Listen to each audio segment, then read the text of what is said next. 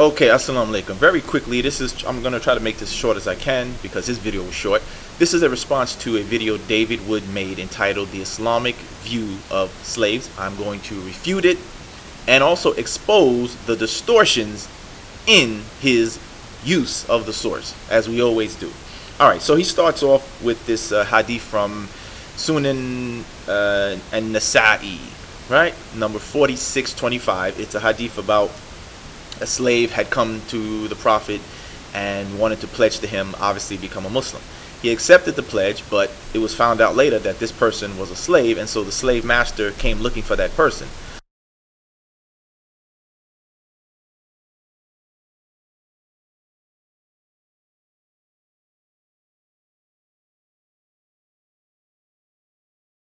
So he then paid. He wanted to take wanted to free this Muslim slave. So he paid two other slaves for this particular slave, and then it said after that he would make sure that before he accepted the pledge of someone, he would ask if they were a slave first, obviously to avoid that problem, because obviously you can't just take someone's property. So in order to avoid the problem of slaves coming to him and pledging to him, meanwhile they were the slave of someone, to avoid that problem, because obviously you can't just take someone's property. But see, to David it was, oh, Muhammad, he just didn't want to pay the money. He didn't feel like paying for them.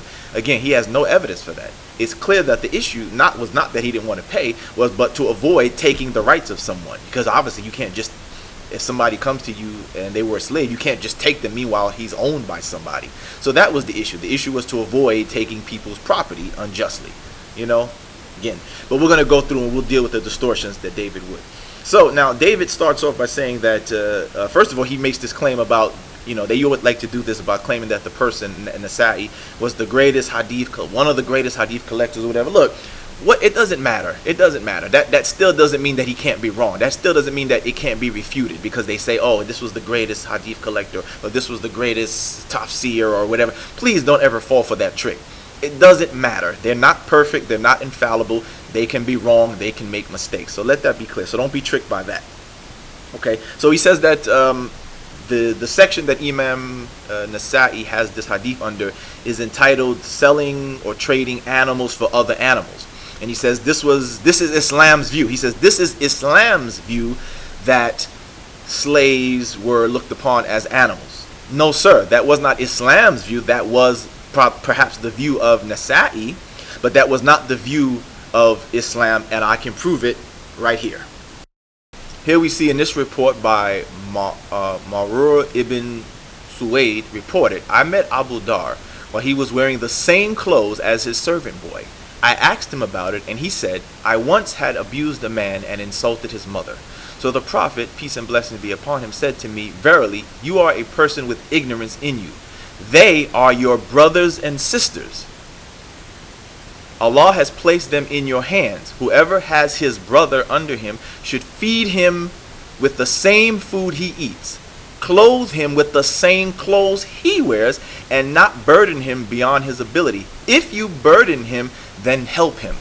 That, sir, is supposed to be the Islamic view of how slaves were looked upon.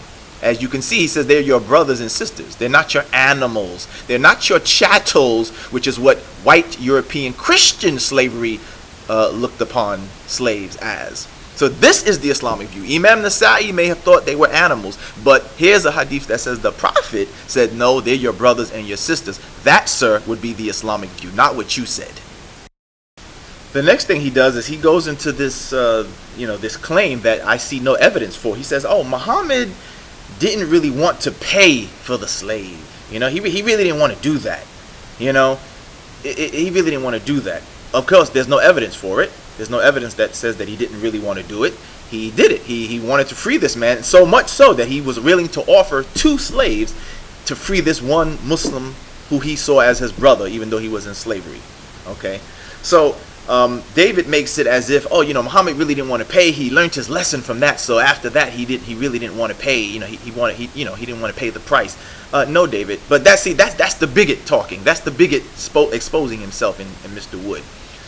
When I look at it as a Muslim, I see that this brother, he wants to free him, and he's willing to do whatever it takes. So much so that he's willing to offer two people in order to free this one person. That's how much he wanted to free his Muslim brother who was a slave. He's willing to give up 2 slaves to free. And of course, David makes an issue that it says that he offered up 2 black slaves. So two black slaves are worth more. Are worth less than one person. But he claims that the other slave was Arab, and there's no evidence for that either. The hadith doesn't say that it was an Arab slave that pledged the lead. It just says a slave. So you have no evidence for your argument. You just made up your own little narrative, your own little false narrative with no evidence to back that up. All right. So the way I look at it is that it's not that that the 2 slaves were less than because they were black. It's because this one is a believer. He's a believer, and a believer indeed is looked upon as, well, this is my Muslim brother. So whatever it takes, if I got to offer two persons to free this one brother, I'm gonna do that. Because he's a Muslim. He is worth a lot. He's worth a lot. He's priceless because he's a Muslim brother. So if I got to offer 2 to free him, then so be it. But David makes it that, oh, it's a black thing or whatever. And I've already refuted this. In my videos. Response to Muhammad, white prophet with black slaves, which I refuted David Wood.